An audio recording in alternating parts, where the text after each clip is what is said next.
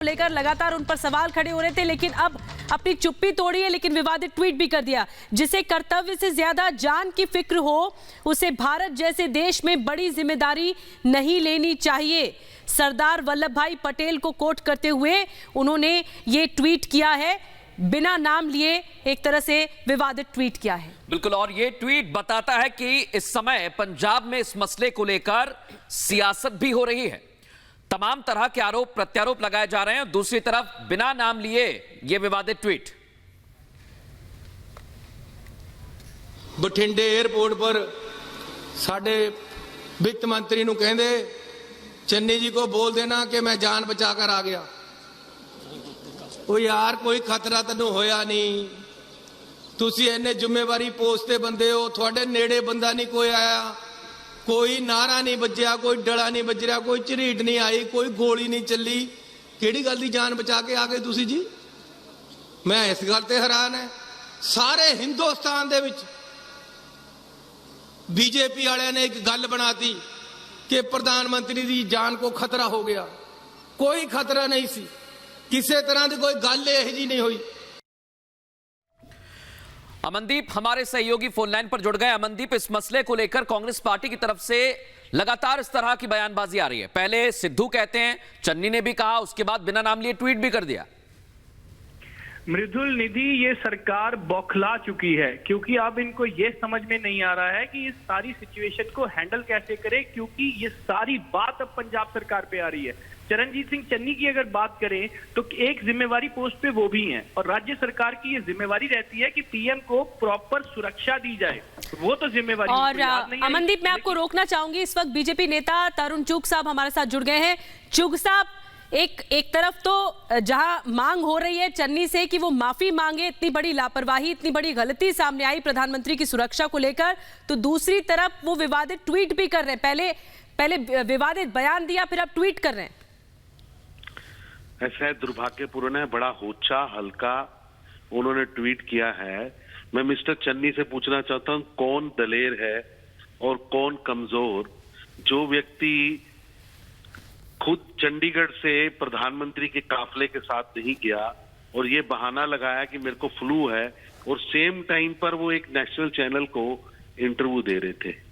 वो झूठ बोल रहे हैं, और झूठ बोल रहे हैं एक बहुत बड़े षड्यंत्र का वो हिस्सा है। वो खूनी षड्यंत्र वो आईएसआई के साथ मिलकर किया गया है, जिसमें पाकिस्तान के तोपों की रेंज के 15 किलोमीटर के अंदर देश के प्रधानमंत्री को एक पुल पर पहुंचा देना और वहां सभी ओर एक ऐसा जाल बुन देना, ये देश के साथ भी धोखा है, और ये प्रधानमंत्री की सुरक्षा के साथ साथ ये देश की सुरक्षा के साथ भी बहुत बड़ा धोखा है।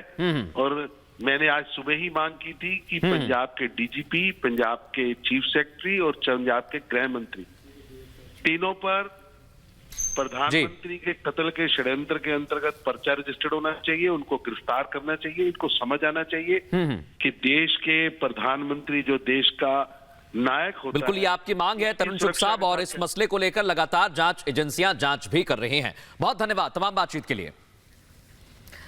और प्रधानमंत्री मोदी की सुरक्षा को लेकर जो सेंधमारी हुई, जो चूक सामने आई, उसके बाद हैरान कर देने वाली जानकारियां सामने आ रही हैं। अब एक सीक्रेट नोट के जरिए एक बड़ा खुलासा हुआ है। मृदुल, बिल्कुल, और इस सीक्रेट नोट में 2 पन्ने का ये सीक्रेट नोट है, इसमें हर बात का जिक्र किया गया है। बात यह भी कही गई है कि प्रधानमंत्री को कई सारे आतंकी संगठनों से खतरा था, यह जानकारी पुलिस तक पहुंची थी, उसके बावजूद यह लापरवाही हुई।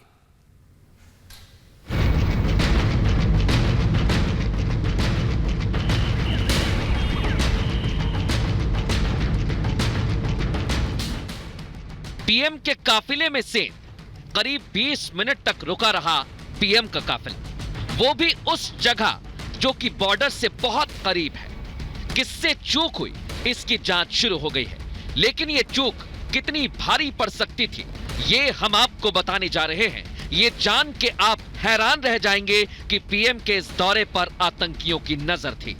पाकिस्तानी आतंकी संगठन और खालिस्तानी आतंकी संगठन इस पर नजर रखे हुए थे।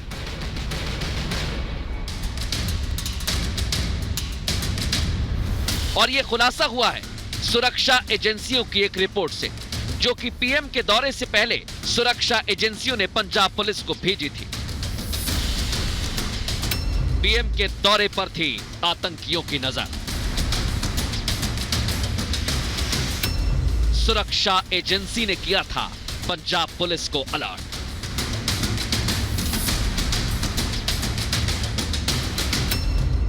दो पन्ने की यह रिपोर्ट जो कि एसपीजी ने पंजाब पुलिस को भेजी थी। इस रिपोर्ट से पता चलता है कि पीएम मोदी के पंजाब के फिरोजपुर यात्रा से पहले सुरक्षा एजेंसियों ने राज्य पुलिस को चेतावनी दी थी कि पीएम को कई आतंकवादी संगठनों से गंभीर खतरा है। इस सीक्रेट नोट में आतंकी साजिश को लेकर अलर्ट जारी किया गया था। वीवीआईपी मूवमेंट के दौरान खालिस्तानी आतंकी के अलर्ट के साथ कई आतंकी संगठनों के नाम भी साफ बताए गए थे। इनमें इंडियन मुजाहिदीन यानी IM, लश्कर ए तैयबा यानी LET, जैश ए मोहम्मद यानी JEM, हरकतुल मुजाहिदीन यानी HUM, हरकतुल जिहाद इस्लामी यानी HUJI, तहरीके तालिबान पाकिस्तान यानी TTP और हिजबुल मुजाहिदीन के अलावा पाकिस्तान में मौजूद सिख आतंकियों से खतरे की आशंका जताई गई थी। इस रिपोर्ट में चेताया गया था कि पाकिस्तान में मौजूद सिख आतंकी संगठन पंजाब में फिर से आतंकवाद फैलाने की कोशिश कर रहे हैं। खासकर चुनाव के मौके पर विस्फोटक भेजने की कोशिश हो रही है ताकि वीवीआईपी को टारगेट किया जा सके और भारत में अशांति फैलाई जा सके। प्रधानमंत्री नरेंद्र मोदी की फिरोजपुर रैली से पहले ही एसपीजी ने पंजाब पुलिस को एक इंटेलिजेंस नोट भेजा था, जिसमें यह लिखा गया था कि प्रधानमंत्री की रैली को किस तरह के खतरे हैं, जिसमें न सिर्फ पाकिस्तानी आतंकी संगठन लश्कर, जैश और अन्य आतंकी संगठनों द्वारा आतंकी हमले की आशंका जताई गई थी, बल्कि खालिस्तानी आतंकियों की तरफ से भी खतरे की बात कही गई थी कि किस तरह से कनाडा और देश के बाकी हिस्सों में बैठे खालिस्तानी आतंकी इस रैली में खलल डालने की कोशिश कर सकते हैं। इसके साथ साथ ये बात भी कही गई थी कि हाल फिलहाल के दिनों में जिस तरह से खालिस्तानी आतंकियों की भारत में गतिविधियां बढ़ी हैं, उनके ओवरग्राउंड वर्कर्स जो हैं वो किसी अप्रिय घटना को अंजाम दे सकते हैं। पीएम पर खतरे की बात। पीएम जिस जगह रैली करने जा रहे थे वो सीमा से बेहद करीब है। नोट में इस बात की भी चिंता जताई गई थी। साफ साफ लिखा गया था कि पीएम को खतरा है क्योंकि ये इलाका पाक सीमा से मात्र 14 से 15 किलोमीटर दूर है। सीमा पार से ड्रग्स और असलहों की तस्करी होती है, ड्रोन का प्रयोग होता है। इसके साथ साथ बाकी सभी खतरों के बारे में भी पुलिस को अवगत करवाया गया था कि किस तरह प्रधानमंत्री की रैली के घेराव की पूरी प्लान मौके पर तैयार किया गया हुआ है और उसे बचने के लिए पंजाब पुलिस को ये हिदायत भी दी गई थी, क्योंकि ये इंटेल नोट काफ़ी पहले एसपीजी की तरफ से पंजाब पुलिस को दिया गया था। लेकिन उसके बाद भी जो चूक हुई वो एक बड़ा सवाल खड़ा करती है कि आखिरकार नज़रअंदाजगी किसकी तरफ से की गई और क्यों की गई। रिपोर्ट में यह भी कहा गया था कि संयुक्त किसान मोर्चे के जो नेता संयुक्त समाज मोर्चे में शामिल नहीं हुए हैं, उन्होंने 5 जनवरी को पीएम मोदी के फिरोजपुर दौरे के दौरान पीएम के घेराव की घोषणा की है। हुसैनीवाला के रास्ते में किसी तरह के प्रदर्शन और आंदोलन से इनकार नहीं किया जा सकता है, क्योंकि वो इन संगठनों का गढ़ है। इस सीक्रेट नोट में खालिस्तानी आतंकी गुरपवंत सिंह पन्नू का भी जिक्र था, जिसका वीडियो हमने दिखाया था कि कैसे वो लोगों को उकसा रहा था और जो पीएम का रास्ता रोकेगा उसे 80 लाख रुपए का इनाम दिया जाएगा। और 5 तारीख की घटना के अगले ही दिन उसने एक और वीडियो जारी किया था। यानी ये बिल्कुल साफ था कि खतरे और आतंकी साजिश को लेकर अलर्ट जारी था, लेकिन इसके बावजूद पीएम के काफिले में सेंध लग जाती है। करीब 20 मिनट तक काफिला रुका रहता है। Bureau report, Republic Bharat. इस बीच पंजाब के मोगा जिले में बड़ी आतंकी साजिश का भांडाफोड़ हुआ है। 3 आतंकवादी गिरफ्तार किए गए हैं, जिनका संबंध है कनाडा में मौजूद खालिस्तानी आतंकी अर्शदीप सिंह डल्ला से। और अर्शदीप डल्ला का नाम उस सीक्रेट नोट में भी मौजूद था जो कि एनएसजी ने पंजाब पुलिस को जारी किया था। यह भी आपको बता दें कि मोगा जिला जो है वो फिरोजपुर के बहुत करीब है। देखिए जरा।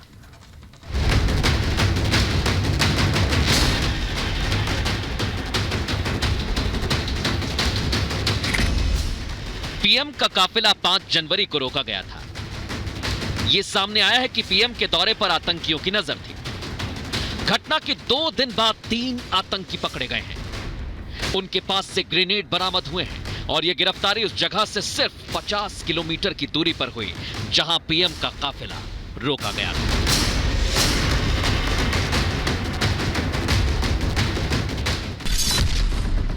मोगा में पकड़े गए 3 आतंकी। ग्रेनेड, पिस्टल बरामद। पंजाब के मोगा में पुलिस ने एक बड़ी सफलता हासिल करते हुए 3 लोगों को गिरफ्तार किया है।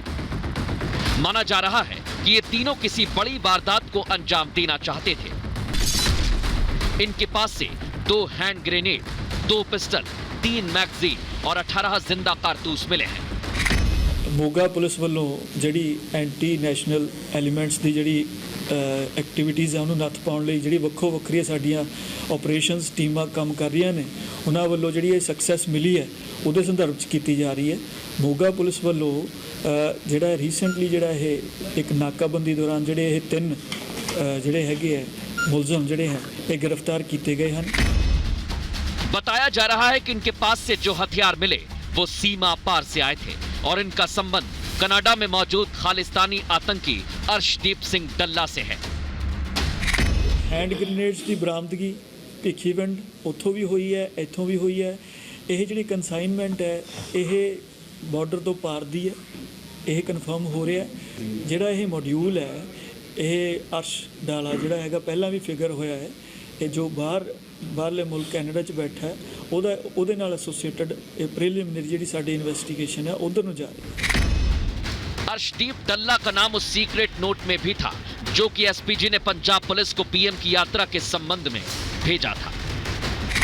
प्रधानमंत्री नरेंद्र मोदी की सुरक्षा में हुई बड़ी चूक के 48 घंटे के बाद पंजाब पुलिस को एक बड़ी कामयाबी मिली है और मोगा जिले में 3 आतंकियों को गिरफ्तार किया गया है, जिनकी पहचान गुरप्रीत सिंह अलियास गोपी, वरिंदर सिंह और उसके साथ साथ बलजीत सिंह के तौर पर हुई है।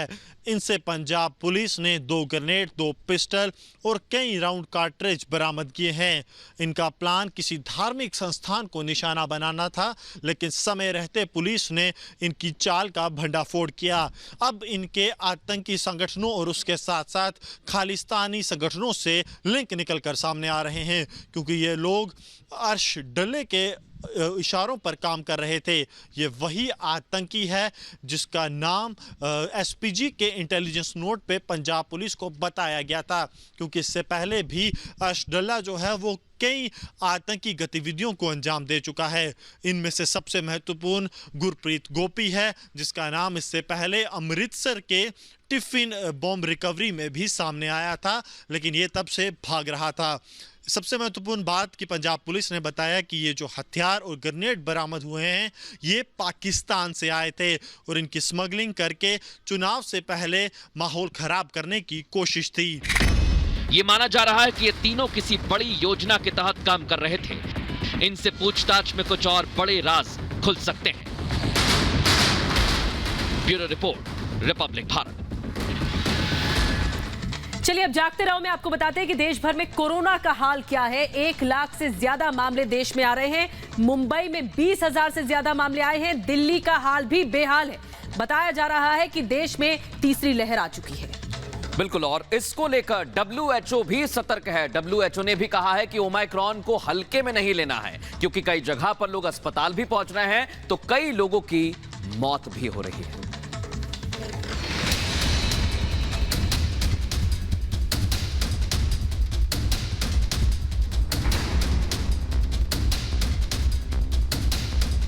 बढ़ता जा रहा है कोरोना से संक्रमित लोगों का आंकड़ा। बढ़ता जा रहा है मरने वालों की संख्या का भी आंकड़ा। भारत समेत पूरी दुनिया में कोरोना फिर बरपा रहा है अपना कहर। कहीं तीसरी तो कहीं 5वीं लहर आ चुकी है। क्या भारत में आ चुकी है तीसरी लहर?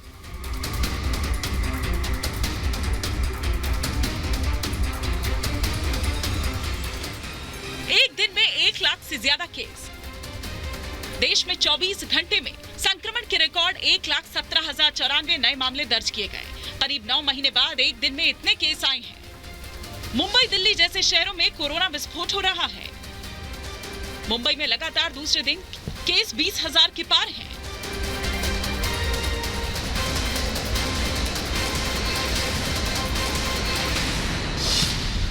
शुक्रवार को मुंबई में 20,971 केस आए, 6 की मौत हुई। सबसे ज्यादा मामले देश की आर्थिक राजधानी मुंबई से ही आ रहे हैं। शुक्रवार को लगातार दूसरे दिन नए केस की संख्या 20,000 से ज्यादा रही।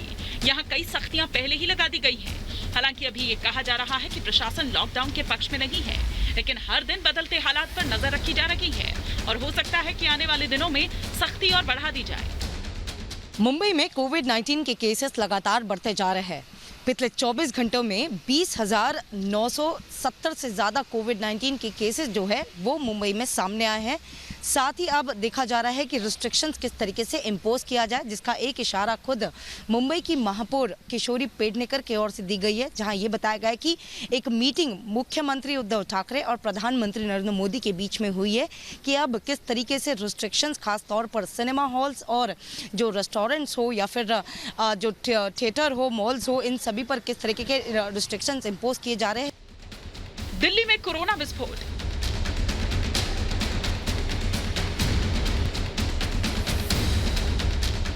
शुक्रवार को 17,335 नए मामले आए सामने, 9 की मौत। ये हाल देश की राजधानी का भी कुछ ऐसा ही है। गुरुवार को 15 तो शुक्रवार को 17,000 से ज्यादा मामले सामने आए। चिंता की बात तो यह है कि शुक्रवार को 9 लोगों की मौत भी हो गई। दिल्ली में भी अभी कोई लॉकडाउन लगने की बात नहीं है। हालांकि सरकार ने सावधानी बरतने की सलाह दी है। अभी से कह सकते हैं, अभी से बहुत सावधान रहने की जरूरत है। कब से नहीं, अभी से। और कब तक रहना है ये भी बता सकता हूँ, कम से कम 1-2 महीने जरूर सावधान रहें। जो अलर्ट्स पहले बनाए गए थे वो डेल्टा को ध्यान में रखते हुए बनाए गए थे। अगर ये डेल्टा की वेव होती तो आज हॉस्पिटल के अंदर 15,000 पेशेंट आए हैं तो कम से कम 3,000 या 4,000 पेशेंट एक दिन में ही एडमिट हो रहे होते। अब उसके 10% भी नहीं हो रहे हैं, तो आपको फर्क तो है। देश के दूसरे राज्यों में भी कोरोना तेजी से बढ़ रहा है। शुक्रवार को पश्चिम बंगाल में 18,213 नए केस सामने आए हैं। 18 लोगों की मौत हो गई है। कर्नाटक में 8,449 नए मामले सामने आए हैं। 4 लोगों की मौत हो चुकी है। केरल में 5,296 नए मामले सामने आए हैं। 35 की मौत हो चुकी है। दुनिया भर में कोरोना के केस बढ़ते जा रहे हैं। नए वेरिएंट ओमाइक्रॉन का संक्रमण बढ़ता जा रहा है। ओमाइक्रॉन के चलते संक्रमण और तेजी से फैलता जा रहा है। पिछले 24 घंटे में दुनिया में 25 लाख से ज्यादा केस दर्ज किए गए। हालांकि पहले ये कहा जा रहा था कि ओमाइक्रॉन से मौत होने का खतरा डेल्टा के मुकाबले बेहद कम है, लेकिन इस बारे में एक बड़ी चेतावनी जारी की गई है। ओमाइक्रॉन पर WHO की चेतावनी, ओमाइक्रॉन से हो रही है मौत। ओमाइक्रॉन वेरिएंट के चलते दुनिया भर में कोरोना की सुनामी आ गई है। अमेरिका में ही पिछले 24 घंटों में 7 लाख से ज्यादा केस दर्ज हुए थे। कुछ दूसरे देशों में भी एक दिन में लगातार 1 लाख से ज्यादा केस आ रहे हैं। इसकी वजह से दुनिया भर की स्वास्थ्य व्यवस्थाओं पर बहुत ज्यादा दबाव पड़ रहा है। WHO के अध्यक्ष टेड्रोस घेब्रेयेसस ने गुरुवार को चेतावनी जारी की कि ओमाइक्रॉन की वजह से दुनिया भर में लोगों की जान जा रही है। इसे नजरअंदाज नहीं किया जा सकता। पिछले वेरिएंट की तरह ही ओमाइक्रॉन लोगों को अस्पताल में भर्ती कर रहा है और मार भी रहा है। भारत में भी ओमाइक्रॉन के केस बढ़ते जा रहे हैं। कोरोना के केस भी एक दिन में 1 लाख का आंकड़ा पार कर चुके हैं। Bureau report, Republic Bharat.